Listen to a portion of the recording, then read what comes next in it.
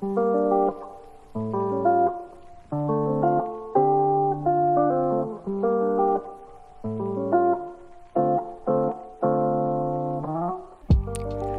Gosivari në zemër të New Yorkut, nga skulptura në xhamin dhe qelikun e Wall Street, Marigoloku është shembulli se si ëndrat nuk kanë vetëm një formë. Para 4 vitesh, ajo la vendlindjen dhe pasionin e saj të parë për artin, për të nisur një kapitull të ri në Amerikë. Sot, ajo punon në fushën e real estate në një nga tregjet më konkurruese në botë.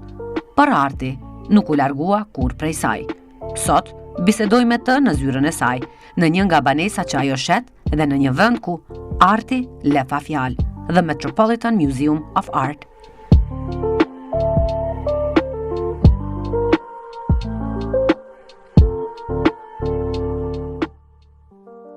Marigo, nga Gosivari në New York, si do ta përshkruajt udhëtimin me një fjali? Ka qenë një roller coaster. Më thuaj se kush ishte Marigo para 4 vitesh dhe kush është sot ajo tani? Do thoja një person me virtyte dhe principe të njëjta, por një zhvillim dhe transformim shumë i madh. A ka qenë gjithmonë arti pjesë e identitetit tënd apo është diçka që u formua me kalimin e kohës? Unë personalisht mendoj që si një artist ashtu edhe çdo profesion tjetër, ti lindesh edhe bëhesh. Nuk jam me mendimin që lindesh dhe nuk bëhesh. Besoj shumë në transformime dhe besoj shumë që nëse ti ke një qëllim edhe do të bëhesh diçka, mund t'ja arrish, edhe nëse nuk je i lindur, por në rastin tim mendoj që ka qenë një kombinim i të dyjave. Si vendove se ta marrësh këtë rrezik kaq të guximshëm që të shpërngulesh nga Maqedonia e Veriut, respektivisht nga Gosivari në New York? Mendoj që për të gjithë ato që më njohin, nëse ka një fjalë që më identifikon më së miri, ajo është guximi dhe vetbesimi, të cilin ndonjëherë e humbi, por prapse prapë e gjej rrugës. Edhe thjesht New Yorku ka qenë vendi i vetëm ku unë 2018 kam ardhur në vizitë si studente, edhe hera e parë duke shkelur në rrugët e New Yorkut që i thash vetes I belong here. Nga skulptura në real estate, një tranzicion shumë i madh, si lindi ky ndryshim?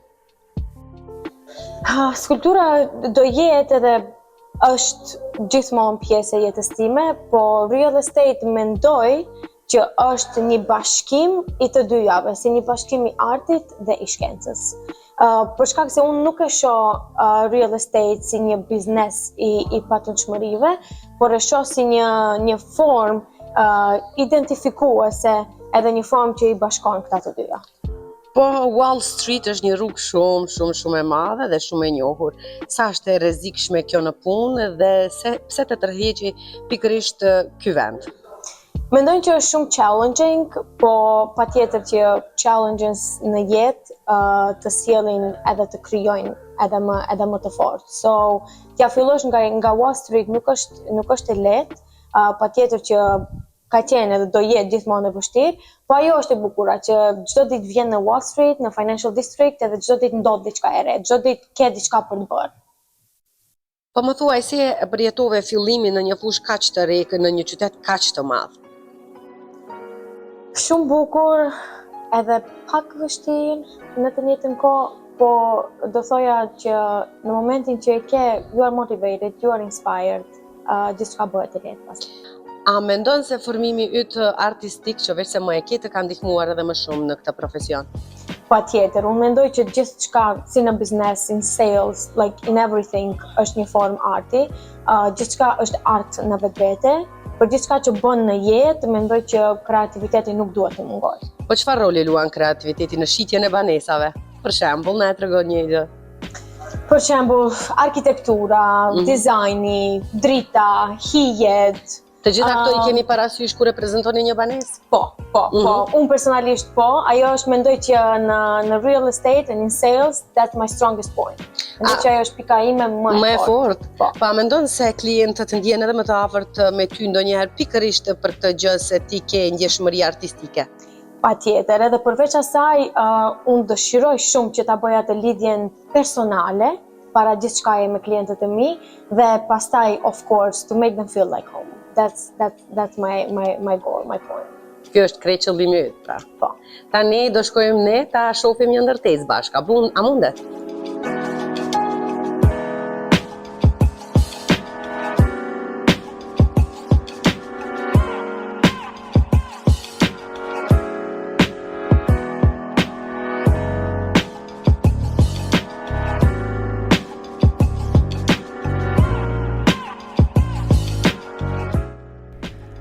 Çdo hapësirë ka një histori, dhe ndoshta për Marigo, një banesë nuk është thjesht një pronë për të shitur, por një kanavac ku dikush tjetër do të fillojë jetën e tij, aty ku estetika, ndjeshmëria dhe vizioni bashkohen, lind diçka më shumë se real estate.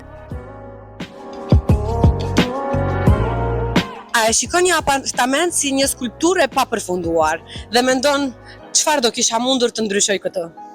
Patjetër, e shikoj si një hapësirë boshe, si një pikturë e cila më pret, me përfundu edhe me realizu në mënyrën time më të mirë. Po sa është e rëndësishme estetika për një banesë të re, për një ndërtesë kur dikush dëshiron ta blen atë banesën, sa luan rol estetika e asaj banese? Mendoj që është një ndër elementet më të rëndësishme, por patjetër që do thoja që elementi i parë i rëndësishëm është lokacioni, dhe ashtu siç e thonë në New York, it's everything about location, location and location. Dhe pasaj, patjetër, çdo detaj ka rëndësinë e vet. A ka ndonjë apartament që kur ke futur për herë të parë brenda ke thënë, kjo është art? Ende jo, dhe besoj që do ta gjej. Pse? I ke kërkesa specifike? Patjetër, edhe mendoj që asnjëra nuk e ka my touch. I have to put my touch to feel that way.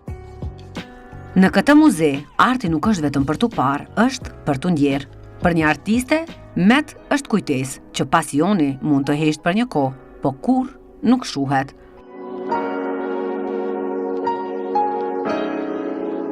Jemi në Met. Çfarë ndjesie të jep ky vend ty si një artiste? I have a story to tell prej në Met. Herën e parë që kam marrë në Met, kam qajt aq shumë, sa që I don't know. It was the most special feeling. Edhe e kam vizitu Met për 3 ditë radhazi, prej në hapje, deri në mbyllje. Çdo ditë këtu bëjsha lunch, dinner, just going around and looking. Dhe tani ke një vend ku ti shpërthen me emocione, apo? Patjetër. Met ka qenë dhe gjithmonë do ngelet një nga vendet e mia ku si do lloj që të ndjehem, unë vi këtu, e lej krejt këtu, edhe pastaj dal jashtë like a new person. A mendon se është një vend si strehë shpirtërore për ty? 100%. A ka të bëjë fakti i shpirtit artistik, apo thjesht është diçka emocionale? Apo ndoshta edhe fakti që je një artiste në zemër? Ndoshta ka të bëjë edhe ndoshta jo, unë mendoj që ka shumë njerëz të cilët gjejnë një lidhje shpirtërore, emocionale me një vend, edhe pastaj çdo herë që ata janë edhe down edhe up, se në vende speciale ti nuk shkon vetëm kur ndjehesh keq, por edhe kur ndjehesh mas lumtur në botë. Po, jemi në vendin e Europës tani për momentin të Meti, po dhe do e lidh pyetjen se si e përjeton artin në një qytet të New Yorkut në krahasim me Evropën tonë të bukur, sepse edhe Evropa i ka vende të bukura. Në një mënyrë, unë mendoj që jam shumë e fat, për shkak se në New York unë kam marrë si 25 vjeçare, si një person vërse i krijuar, edhe brenda meje e kam edhe kulturën evropiane, edhe kulturën balkanike, edhe tash patjetër e marr edhe pjesën e American culture. A mendon se arti po vlerësohet sa duhet nga shoqëria jonë? As pak. Edhe nuk mendoj që ndonjëherë do të arrijmë atë mision, është një mision i cili është në zhvillim e sipër, por gjithmonë për mua do ngelet i papërfunduar. Çka më së shumti duhet të vlerësohet? Mendoj që innovations edhe gjërat e reja, sjelljet, prurjet e reja nuk vlerësohen sa duhet në kohën e duhur, po shumë më vonë, edhe ajo mendoj që për artistin nuk është e duhura, nuk është më e mira e mundshme, po it is what it is.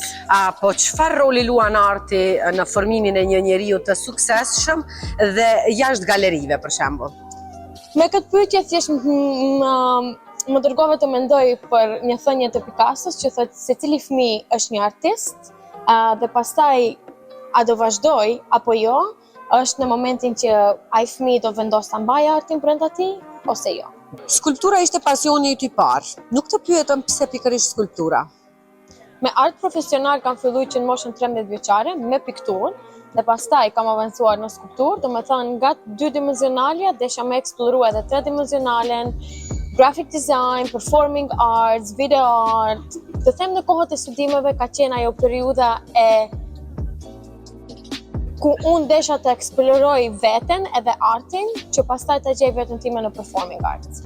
A ka momente kur të mungon puna fizike me materialin? What do you mean? Ta prekësh, të kesh kontakt, më shumë punojsh. Mendoj që me materialin unë kam kontakt çdo ditë. Është pjesë e përditshmërisë time. Edhe mendoj që arti të një artist ose të një person nuk bëhet. Do me thonë, nuk mundesh me shku në shtëpi me kyç veten në dhomë edhe thysh unë çta shko me xhiru, unë çta shko me pikturu.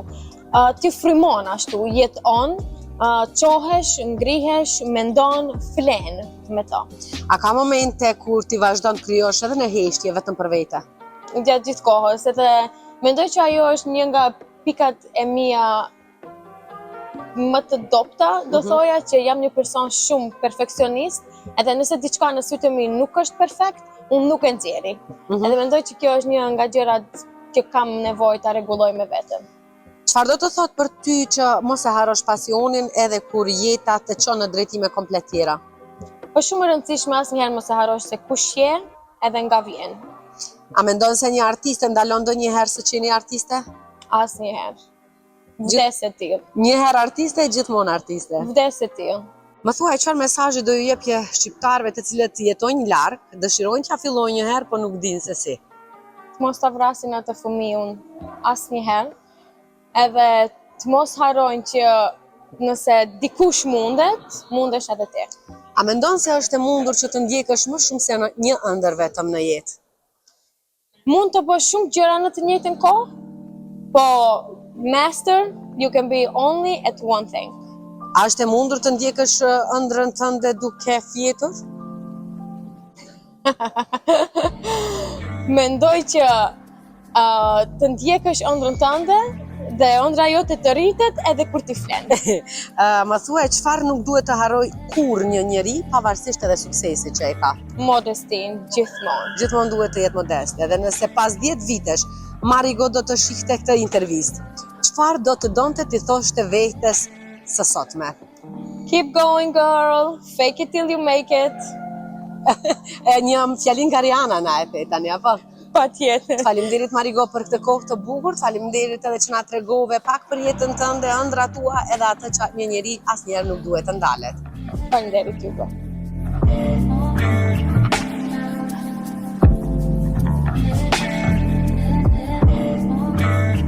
Historia e Marigo na kujton se jeta nuk ka vetëm një drejtim. Mund të ndryshosh profesionin, vendin, realitetin, por nëse nuk harron kush je, çdo rrugë bëhet e jotja.